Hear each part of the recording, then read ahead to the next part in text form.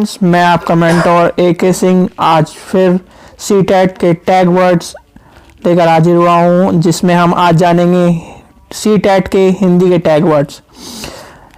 हमने पहले क्या नाम CDP के टैग वर्ड्स देखे थे, जो कि कहीं ना कहीं CTET के पेपर को हल करने के लिए और जो 15 नंबर की पेडागोगी हर सेक्शन में आती है उसको सॉल्व करने के लिए बहुत ही आसान और बहुत ही जल्दी से हम क्या नाम एक टैग वर्ड्स के द्वारा अपने आंसर को निकाल सकते हैं।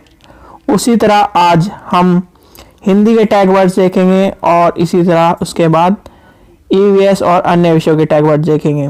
तो चैनल को सब्सक्राइब करके रखें और वीडियो को लाइक करें, शेयर करें, जिससे आपके दोस्त इस वीडियो का लाभ उठा सकें। तो हम हिंदी भाषा के टैग वर्ड देखेंगे। पहले हम पॉजिटिव टैग वर्ड्स देखेंगे और फिर नेगेटिव टैग वर्ड्स देखेंगे। अगर आपको कहीं भी हिंदी के क्वेश्चन में भाषा प्रयोग के अवसर देना या प्रदान करना इस तरह के टैग वर्ड्स मिलता है तो ये क्या नाम एक पॉजिटिव टैग वर्ड्स है। और ये पॉजिटिव टैग वर्ड्स आपके जो भी क्वेश्चन हो उसके लिए एक प्रयुक्त टैग वर्ड्स है।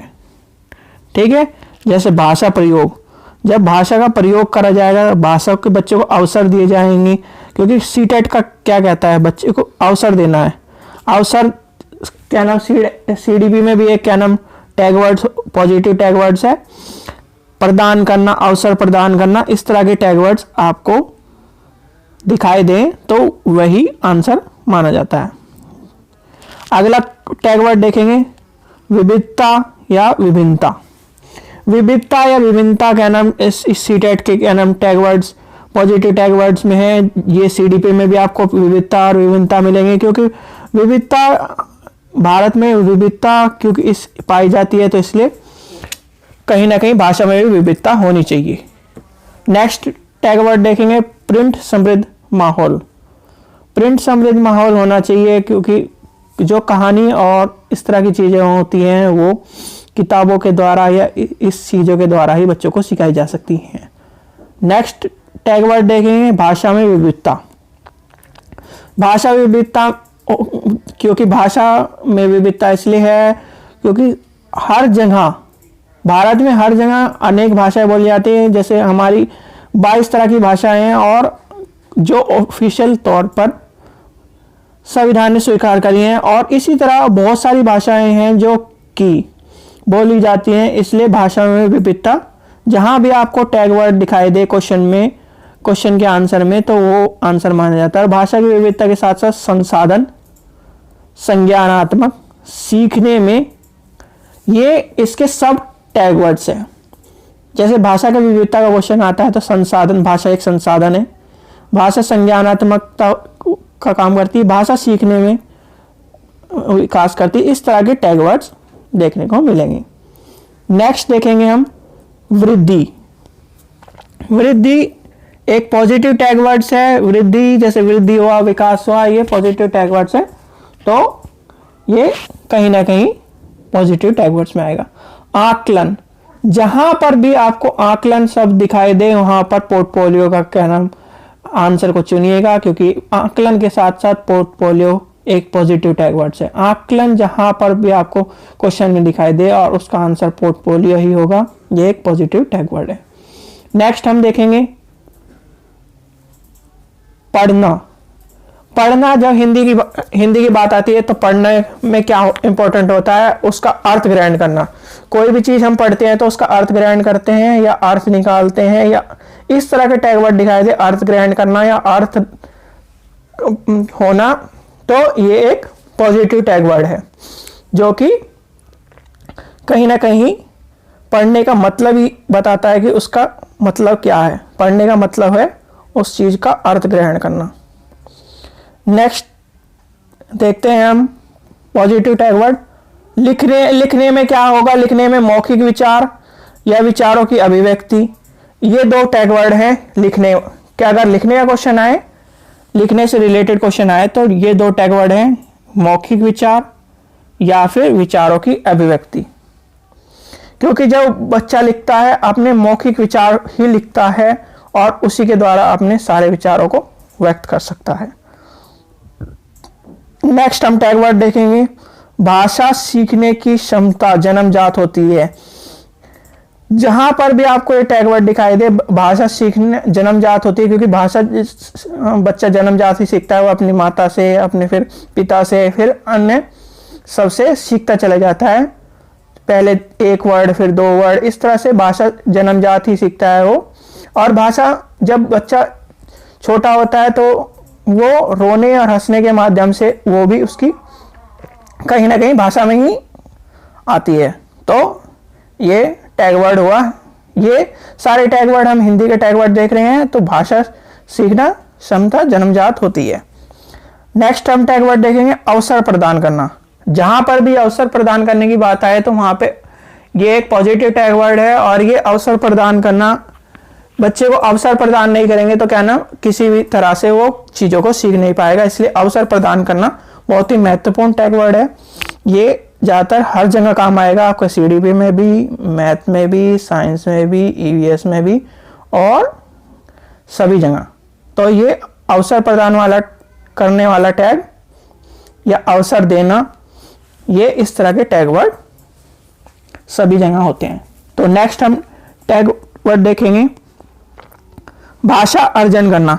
भाषा अर्जन करना सहज, भाषा अर्जन करने का अगर कहीं भी क्वेश्चन आता है तो वह सहज होती है, स्वाभाविक होती है, विद्यालय से पहले सीखी जाती है। भाषा जब अर्जन करी जाती है, अर्जन भाषा वो घर से सीखी जाती है, मतलब विद्यालय जाने से पहले अर्जन कर ली जाती है।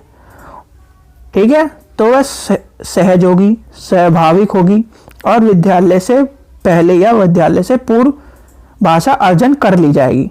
जब भाषा अर्जन की बात या भाषा अर्जन का क्वेश्चन आया तो वह सहज देखना है, आपको स्वाभाविक देखना है, विद्यालय से पहले देखना है। तो ये तीनों एक पॉजिटिव टैग वर्ड है। जैसे अभी हम ये देखेंगे विद्यालय, भाषा अधिगम, भाषा अभी क्या बात कर रहे हैं, भाषा अर्जन। और अब ये क्या पॉजिटिव टैग वर्ड में बात आ रही है, भाषा अधिगम की। भाषा अधिगम में क्या नाम विद्यालय जाने के बाद होती है और भाषा अर्जन वो अपने परिवार से ही सीख लेता है। फिर प्रयासपूर्ण होनी चाहिए। भाषा अधिगम जो होता है, अधिगम जब हम करते हैं तो उसका प्रयास करते हैं, तो भाषा का जब अधिगम की बात आए तो वह प्रयासपूर्ण होनी चाहिए। जब जहाँ पे भी आपको प्रयासपूर्ण या विद्यालय जाने से के बाद दिखाई दे तो वह उसका आंसर होगा। नेक्स्ट टैग वर्ड है हमारा प्रोत्साहन करना, मातृभाषा को स्वीकार करना और बाल साहित्य।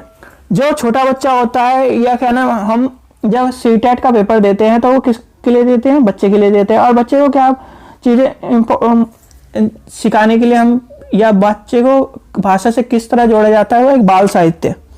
बाल साहित्य के द्वारा बच्चे को उसकी जो कल्पना होती है वो विकसित करी जाती है, उसकी जो भाषा होती है विकसित करी जाती है, इसलिए बाल साहित्य। मातृभाषा को स्वीकार करना, अगर कोई भी टीचर ये कहता है कि बच्चे की मातृभाषा को स्वीकार नहीं करके उसे क्या नाम अन्य भाषा में जो उस टीचर को आती है उसमें सिखाया गया, क्या नाम स्कूल की भाषा में सिखाया जाए, या जैसे इंग्लिश हो गया या कोई भी अन्य भाषा है, तो वह गलत है और वो कहीं ना कहीं बच्चे के लिए हानि का काम करेगी, जो कि एक शिक्षा पद्धति के लिए बेकार है। इसलिए मातृभाषा के द्वारा सिखाना या मातृभाषा को स्वीकार करना एक महत्वपूर्ण टैग वर्ड है। और ये क्वेश्चन आपको हर हालत में कहीं ना कहीं सीटेट में एक मिलेगा ही मिलेगा, हिंदी सेक्शन में। मातृभाषा को स्वीकार करना या मातृभाषा के द्वारा बच्चे को प्रोत्साहन करना। प्रोत्साहन करना भी क्या ना सीटेट के पेपर में आपको मिलेगा ही मिलेगा ये टैग वर्ड्स, और इसका 1 से 2 क्वेश्चन मिलेगा। तो इसलिए ये पॉजिटिव टैग वर्ड्स है। प्रोत्साहन करना, जब आप बच्चे को प्रोत्साहन करेंगे तभी तो वो आगे बढ़ेगा, तो इसलिए ये पॉजिटिव टैग वर्ड्स में काउंट होता है। नेक्स्ट हम देखेंगे negative tag words. Negative tag words Hindi के सबको पता होगा या फिर नहीं पता तो हम बताएंगे। देखिए, सुंदर लेख लिखना या लिखावट। सुंदर लिखावट या लेख, कोई बच्चा सुंदर लेख लिखेगा तभी क्या ना आप उसकी कॉपी चेक करेंगे या उसका आकलन करेंगे, तो ये एक कहीं ना कहीं नेगेटिव टैग वर्ड है। बहुत से बच्चे इस तरह के होते हैं, जो छोटे छोटे बच्चे होते हैं, या क्या नाम, बच्चों की राइटिंग पर न जाने के जाकर भी वो अच्छी चीजें लिखते हैं या फिर अच्छा आंसर लिखते हैं, उन्हें ज्ञान बहुत होता है। क्या काव्यात्मक भाषा, अब ये क्या नाम टैग वर्ड इस तरह का है काव्यात्मक भाषा कि काव्यात्मक जो भाषा होती है उस पर जोर देना। अब बच्चा उसे क्या नाम किसी या मातृभाषा आती है तो आप उसी पे जोर देंगे। तो काव्यात्मक भाषा का जहां भी टैग वर्ड दिखाई दे वो नेगेटिव टैग वर्ड्स में काउंट होता है। हिंदी में एक चीज याद करना, कंटेस्ट करना, इस तरह के tag words negative tag words में होते हैं, तो इसका बहुत ही अच्छे से ध्यान रखें। कंठस्थ करना, कंठस्थ कोई भी चीजें कंठस्थ कराना या याद कराना नेगेटिव टैग वर्ड्स है, और हम किसी चीज को कंठस्थ नहीं करा सकते, याद नहीं करा सकते, बच्चे को सिखा सकते हैं। वैज्ञानिक शब्दावली, वैज्ञानिक शब्दावली को एक नेगेटिव टैग वर्ड में माना जाता है, क्योंकि बच्चा वैज्ञानिक शब्दावली को, अगर जब बात आएगी वैज्ञानिक शब्दावली की, वैज्ञानिक शब्दावली फिर याद करने पर रिलेटेड होगी, और याद करना कहीं ना कहीं एक नेगेटिव टैग वर्ड है, तो इसलिए वैज्ञानिक शब्दावली एक नेगेटिव टैग वर्ड है। अगला हम देखेंगे पाठ्य पुस्तक के ज्ञान पर बल देना। पाठ्य पुस्तक के ज्ञान पर बल देने का मतलब ये है कि आप बच्चे को पाठ्य पुस्तक तक ही ज्ञान सीमित रखना चाहते हैं, इसलिए ये नेगेटिव टैग वर्ड है।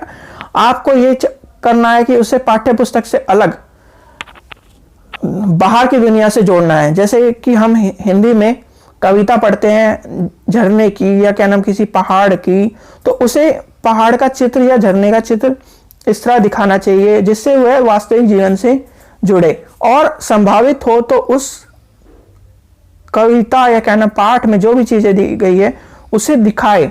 रियल लाइफ में जब उस चीज से वो जुड़ेगा तो वह वास्तविक जीवन से जुड़ेगा, और उसका ज्ञान जो होगा वो एक ठोस ज्ञान होगा और आपके लिए भी बहुत अच्छा होगा, जिससे वह कभी नहीं भूल पाएगा।